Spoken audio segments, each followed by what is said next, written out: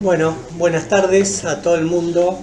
Nos reunimos hoy para celebrar la incorporación de la doctora María Angélica Geli como socia honoraria del Colegio de Abogados de la Ciudad de Buenos Aires, primera socia honoraria del colegio,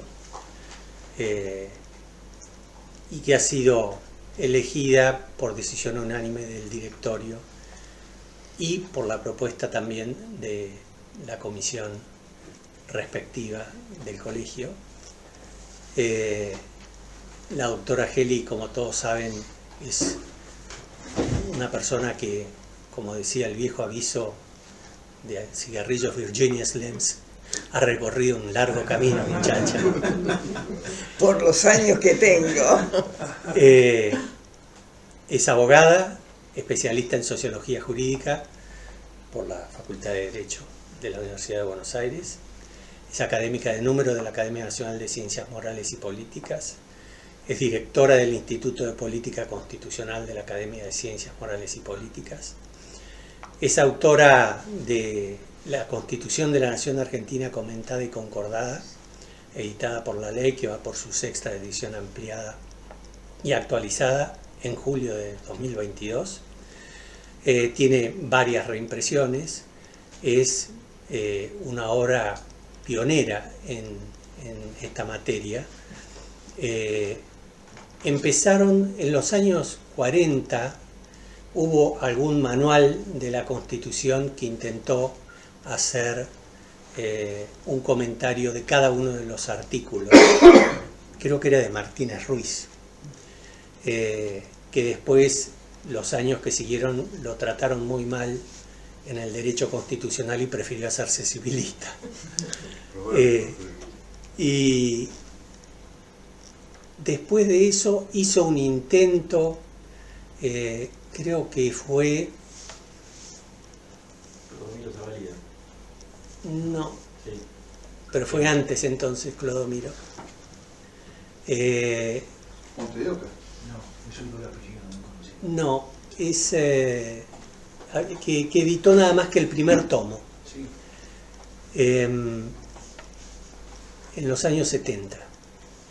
Después con Hernán Gulco habíamos pensado hacer una constitución comentada, porque habíamos usado durante una época mucho una constitución comentada, la única que conocíamos en la Argentina en ese momento referida a la Constitución norteamericana, que era la Constitución y su significado actual, escrita por Corwin y Pilteyson, que era un muy buen trabajo. Y finalmente María Angélica logró hacer esta Constitución comentada, que yo la uso mucho en la facultad y en el ejercicio de la profesión. Creo que la mayoría de la gente tiene en un anaquel de su biblioteca este manual, que ella tiene 2 tomos, empezó por 1, ya vamos con 2. Es un manual, es una obra muy importante porque está muy bien balanceado lo que es el comentario objetivo de la norma, una breve referencia histórica, y luego su actualización jurisprudencial, que es lo que dice la Corte sobre cada uno de los artículos, y algunas, no demasiadas, referencias doctrinarias al pie, con algunos buenos artículos que menciona, bastante seleccionadas las referencias, que lo hace, yo les diría, una obra indispensable tanto para enseñar como para trabajar, porque da ese golpazo inicial que a uno lo orienta para dónde tiene que ir y qué es más o menos lo que se ha dicho sobre cada tema. Tuvo también otra obra muy importante, una obra de juventud, que fue en colaboración con Susana Cayuso, sobre la acordada del 30. Pocos trabajos se hicieron sobre la acordada del 30 de tanto valor. Recuerdo el primero, que fue el de Alto Collins, en esa época fue contemporáneo a la acordada, y después no recuerdo muchos trabajos de análisis profundo como el de María Angélica y Susana Cayuso de los años 80, fue ese, ¿no? Sí, lo hicimos en el Instituto Gioja. En el Instituto Gioja. Después ha publicado en coautoría un libro, Juicio Político, Garantía del Acusado y Garantía del Poder Judicial frente al Poder Político, que es la defensa del juez Antonio Boyano en el juicio político que se le siguió durante la época de Kirchner. Constitución, Poder Político y Derechos Humanos, Garantías Constitucionales en el Proceso Penal, Constitución y Derechos Humanos, Ruptura de la Legitimidad Constitucional, la acordada en la Corte Suprema de 1930, Constitución y Poder Político de 1987, otro libro bárbaro, Constitución y Poder Político del año 87, en coautoría con Jonathan Miller y Susana también. Sí, ¿no? sí. Y vos escribiste algo ahí también. No, creo que no. En el otro. No, sí, no escribí. No, ahí hablamos una vez con Jonathan, no, con Susana, que estaban buscando casos de discriminación por razón del sexo, se decía en ese momento. Y había uno que era del año 75, que no lo tenían en la lista y que lo agregamos ahí. Pero muy buen libro con la excelente dirección de Jonathan Miller, que creo que debe ser el mejor espía norteamericano actualmente vivo, porque lo que sabe ese tipo de derecho constitucional argentino y de jurisprudencia constitucional argentina lo sabe poca gente. Los trabajos que tiene Jonathan sobre ese tema son impresionantes, es su tesis doctoral, y se ve que fue un muy buen director de ese grupo, porque el producto final también excelente, también se lo usa en clase, porque se hizo tratando de emular, pero combinar lo que son los casebooks norteamericanos con lo que es nuestra enseñanza más dogmática. Con lo cual se hizo un buen trabajo de síntesis. Es actualmente directora del suplemento constitucional de la revista jurídica La Ley, profesora de Administración y Constitución en la maestría y carrera de posgrado de especialización en Derecho Administrativo y Administración Pública, profesora de República Democrática, Justicia y Nuevos Derechos Constitucionales en la carrera de especialización en Administración de Justicia, ambos en el Departamento de Posgrado de la Facultad de Derecho de la Universidad de Buenos Aires. Recibió el premio CONEX en Humanidades 2006, diploma al mérito en Derecho Constitucional. Recibió el premio Justicia 2019, establecido por la Universidad de Ciencias Empresariales y Sociales, a fin de resaltar la idoneidad y trascendencia de los mejores profesionales del derecho, que se entregó en 2019. Recibió recientemente el grado académico de doctor honoris causa de la Universidad FASTA, octubre del 22. La declaramos ciudadana ilustre de la Ciudad de Buenos Aires por Ley 6093, promulgación decreto 00119 del 2019. Recibió el premio Desarrollo en Ciencias Jurídicas Security 2018, otorgado a la trayectoria jurídica relevante en consideración a su aporte al desarrollo de las ciencias jurídicas. Este premio se entregó en marzo del 19. Recibió de la Federación Argentina de Colegio de Abogados el reconocimiento a su invalorable aporte como integrante de la Junta Directiva del Instituto de Estudios Legislativos. Fue designada por el Colegio de Abogados del Departamento Judicial de La Plata miembro del Consejo Académico Consultivo Permanente de esa institución en el 2016, designada por la Universidad de San Andrés miembro del Consejo Asesor del Departamento de Derecho de esa universidad en 2015, designada por la Asociación de Mujeres Jueces de la Argentina, socia honoraria de esa institución, por su generosa contribución a la promoción y defensa de los derechos humanos de las mujeres. Fue profesora de Derecho y Derecho Constitucional en la Universidad de San Andrés y profesora titular de Derecho Constitucional en el ingreso a la carrera diplomática del Instituto de Servicio Exterior de la Nación. Ha sido presidente de la Junta Directiva del Instituto de Estudios Legislativos de la Federación Argentina de Colegios de Abogados, FACA, desde marzo del 2006 a 2010. Como verán, este es el currículum abreviado. Su trayectoria es larga, participó en nuestra vida académica, institucional, activamente, es una activa profesional del derecho, ejerce la profesión junto con su marido en el estudio, y desde la profesión y desde el mundo académico ha tomado casos, algunos paradigmáticos, algunos los litigamos juntos, en los cuales intentó hacer prevalecer algunas cláusulas de la Constitución por sobre disposiciones avasallantes de ellas por parte del Legislativo y del Ejecutivo. Es una de esas personas que uno no se equivoca si dice, mirá, yo te aseguro que dedicó su vida a defender la Constitución. Y la verdad que María Angélica dedicó gran parte de su vida a defender la Constitución y a poner en alto el ejercicio de nuestra profesión. Es por todo eso que el Colegio de Abogados de la Ciudad de Buenos Aires la designa hoy socia honoraria en vista a la reconocida ilustración y los méritos sobresalientes de la doctora María Angélica Gelli. María Angélica, muchas gracias.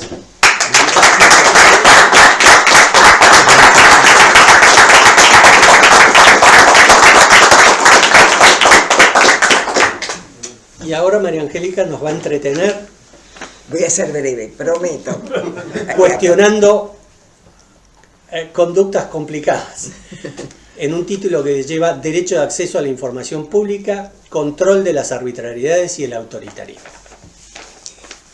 Bueno, a quienes no haya saludado, buenas tardes y muchas gracias por haber venido y por supuesto al colegio y a Alberto por la cálida presentación. Bueno, fue muy lindo que hablaras de los libros, ¿no? Eso en los que tanto aprendemos. La verdad es que la ventaja de escribir es que se aprende mucho y ciertamente hay unas cuantas constituciones comentadas en nuestro país.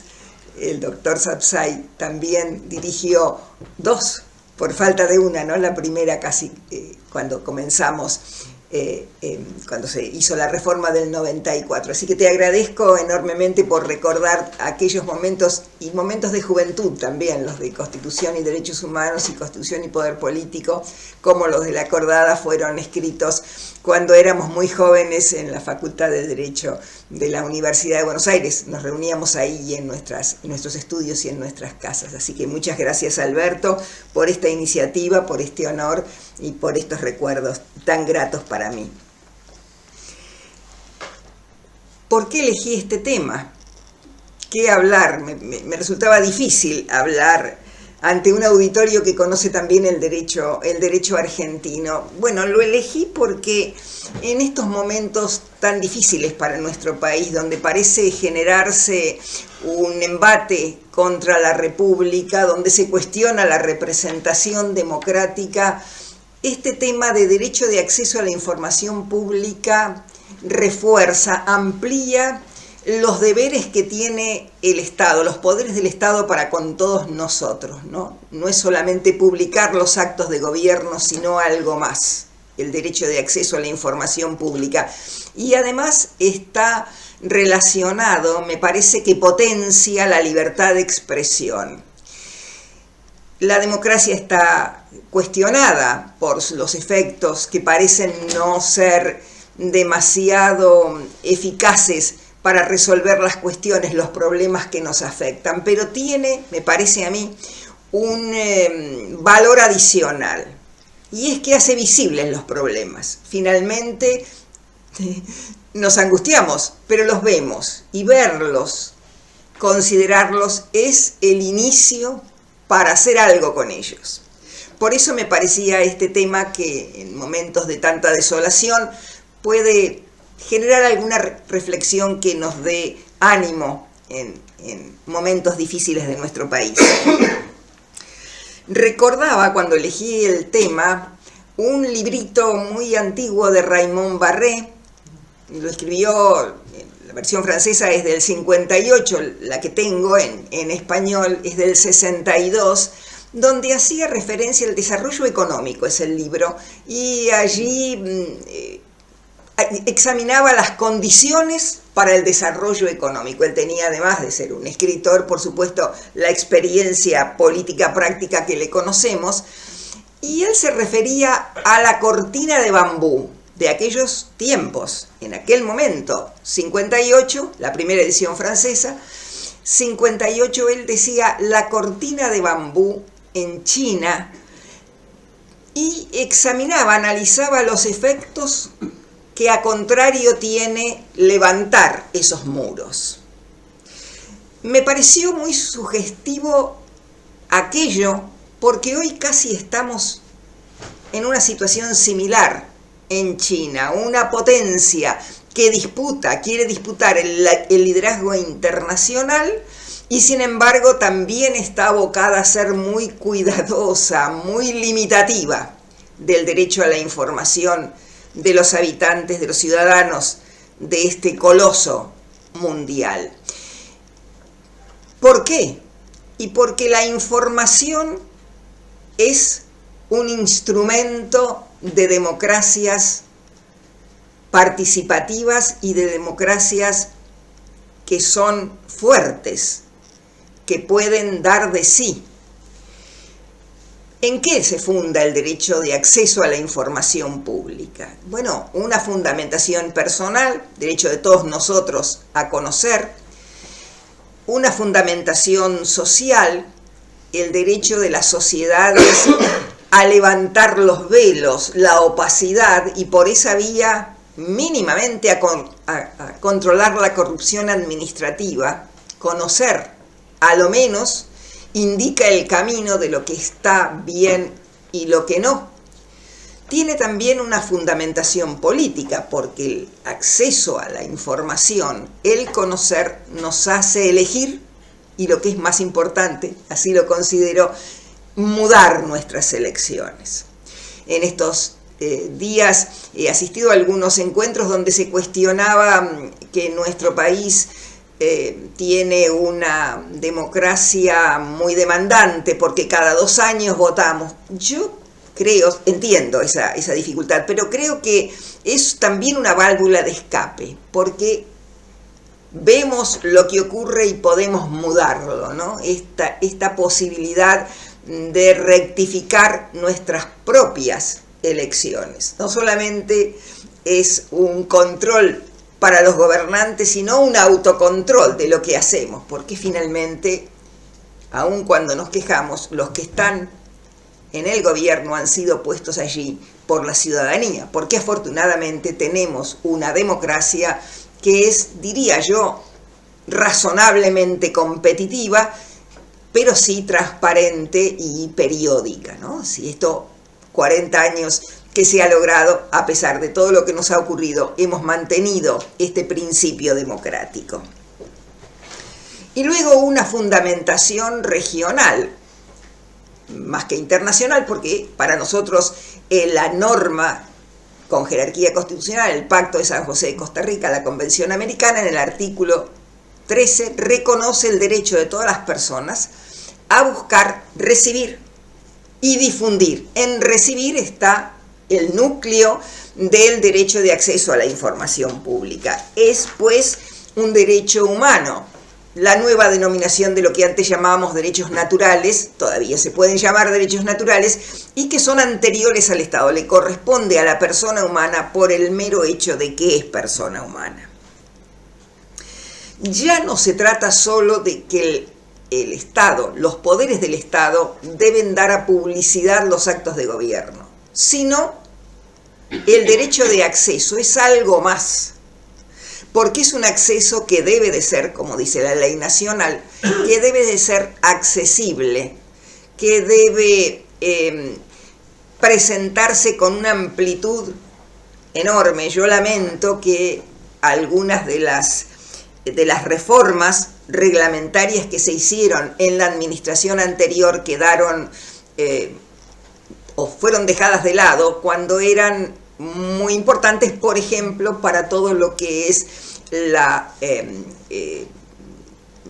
las contrataciones del Estado, ¿no? Diríamos, eso que simplemente con un clic en nuestra computadora pudiéramos ver todo lo que allí ocurría. Bueno, se ha retaseado finalmente el deseo de la opacidad o el deseo de velar a la mayor cantidad de ciudadanos posibles. ¿Qué ocurre en la administración? Parece que quiere prevalecer en el orden nacional.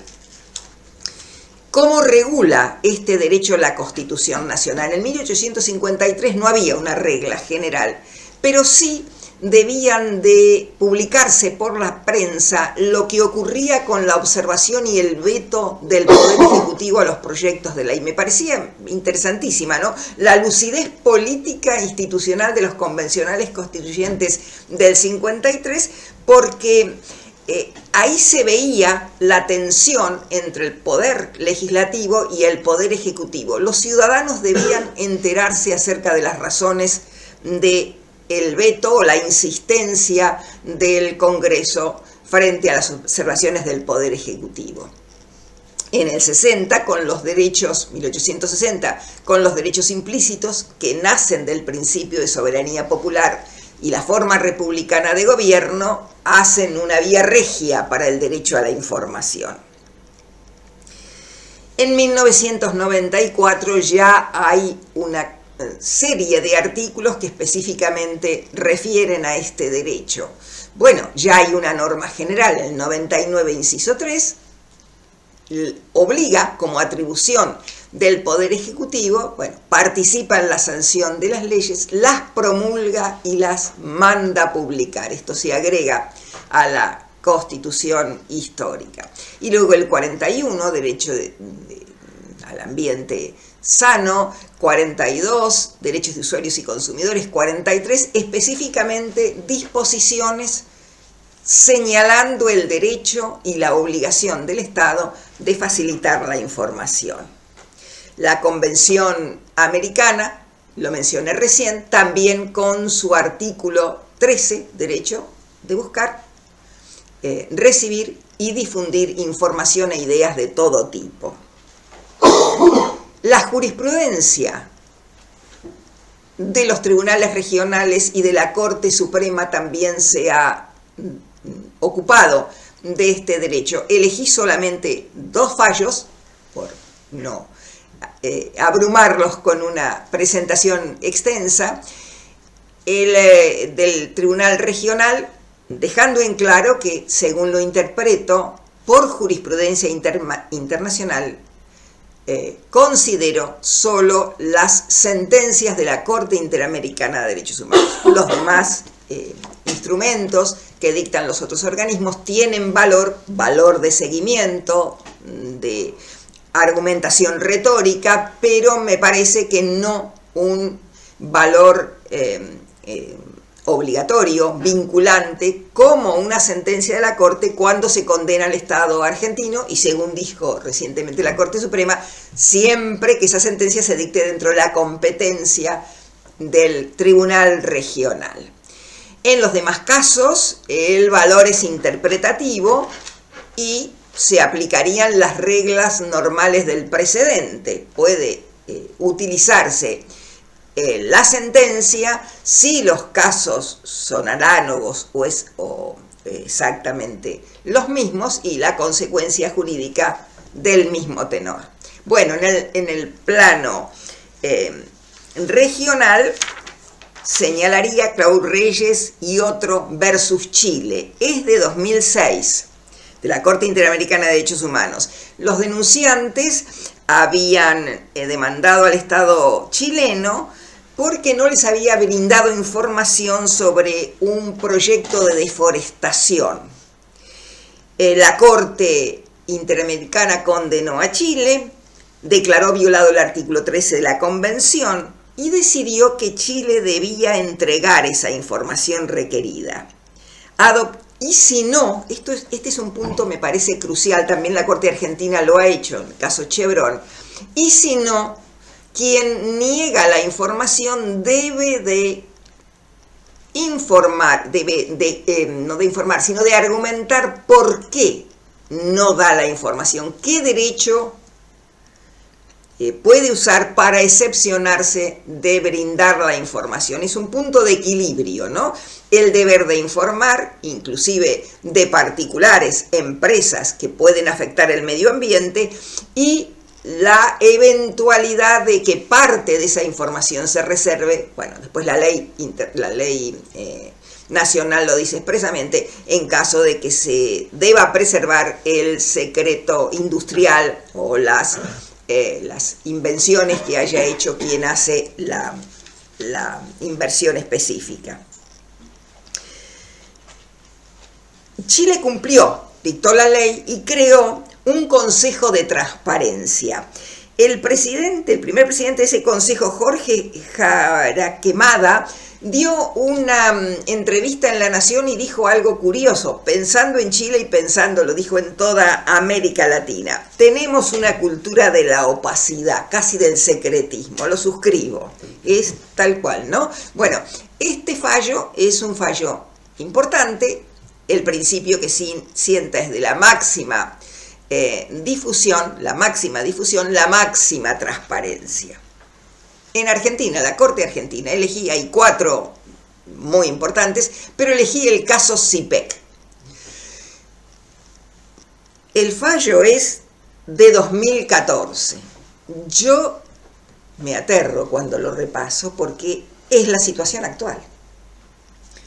Se trataba de una organización que pedía informes sobre los beneficiarios, los intermediarios y los distribuidores de planes sociales,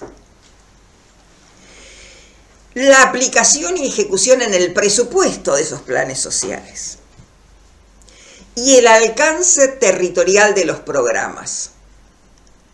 Todavía estamos en lo mismo. Ahora la ministra acaba de decir que hay personas que han recibido planes que no los merecían, porque habían comprado dólares, porque tenían autos, en fin. En ese momento, fíjense la fecha y recuerden su ministro de Economía, en ese momento el Estado negó el acceso a los datos, diciendo que debía proteger datos presuntamente sensibles por el contexto. Recordarán, tuvo una enorme difusión pública, la difusión de estos datos estigmatiza. La Corte rechazó la argumentación, ordenó que se informara y simplemente leo algunos considerandos porque parecen escritos para hoy. Han pasado casi 10 años. Es realmente lamentable que no se haya podido aún resolver la cuestión. El primer voto es de Lorenzetti, Fay y Maqueda. Dice, lejos de estigmatizar el control social de la eficiencia, eficacia y razonabilidad, contribuye a valorar la equidad de los planes sociales, para advertir la funcionalidad o la disfuncionalidad de la política si la hubiere. Yo agrego, contribuye a examinar, a develar, a evaluar el programa para corregir las falencias. El voto concurrente de Argibay y Petraki todavía es mejor si cabe. Cito, la vulnerabilidad de muchos conciudadanos es una experiencia cotidiana que lastima a quienes la sufren y a quienes son testigos de ella todos los días. Por el contrario, haciendo accesibles los datos, se facilita que las ayudas estatales lleguen a quienes tienen derecho a ellas. La transparencia, no la opacidad, beneficia a los vulnerables. Ayudarlos no es ignominioso. La ignominia es pretender ocultar a quienes se asiste, pretendiendo que impere el sigilo en el ámbito de la canalización de los fondos públicos. Fondos que parece innecesario aclarar, no son del ministerio sino de la sociedad toda. Me parece, lo tendríamos que poner con un cartelito, ¿no? Porque de verdad, ustedes, igual que yo, en los noticiosos de televisión oirán que se hace referencia al Estado. El Estado da, el Estado paga. Pagamos todos nosotros y pagan los vulnerables cuando compran un alimento que está grabado con el impuesto al valor agregado, ¿no? Así que quizá esto sería interesante difundirlo, porque uno puede comparar cuándo se dijo, que parecía que eso era así, y lo era en efecto, y el tiempo que ha transcurrido con una situación similar. La Corte Argentina ha considerado que este derecho es una verdadera acción popular, porque cualquier habitante puede reclamar el acceso a la información pública. Ustedes saben, se ha dictado la ley en el 1627.275, la conocemos todos, no me voy a extender, solo quiero hacer una referencia a propósito del ámbito en que estamos, somos todos abogados aquí. Es una ley que protege ampliamente el derecho a la información. Establece los principios y de máxima divulgación, son casi 15, me parece, si no me acuerdo mal. Y establece también las excepciones a la obligación de informar. Una es la del secreto profesional, nos atañe personalmente. No las voy a mencionar, seguramente que las tienen presentes, inclusive por el ejercicio de la profesión que hacen, pero me quiero referir a la excepción de la excepción. Dice, después de enumerar todas las excepciones, las excepciones contenidas en el presente artículo no serán aplicables en casos de graves violaciones a los derechos humanos, genocidio, crímenes de guerra o delitos de lesa humanidad. Considero que el derecho profesional de los abogados está directamente ligado con las garantías del derecho al debido proceso, del derecho penal liberal. Me parece que si solo se trata no de evitar la comisión del delito, que podríamos discutirlo también como en la libertad de expresión, sino de sancionar el delito ya cometido, esta excepción no puede, entiendo yo, pasar por encima de los derechos que tiene el abogado a preservar la confidencialidad y los deberes que tiene para con su defendido. Bueno, tenemos todo esto, tenemos ley, tenemos jurisprudencia robusta, nacional y regional, y una conciencia de cuán importante es el acceso a la información. Sin embargo, me parece que todavía hay muchas falencias en que este derecho sea efectivo y eficaz. Creo que con mencionar lo que ocurrió durante la pandemia está casi todo dicho, ¿no?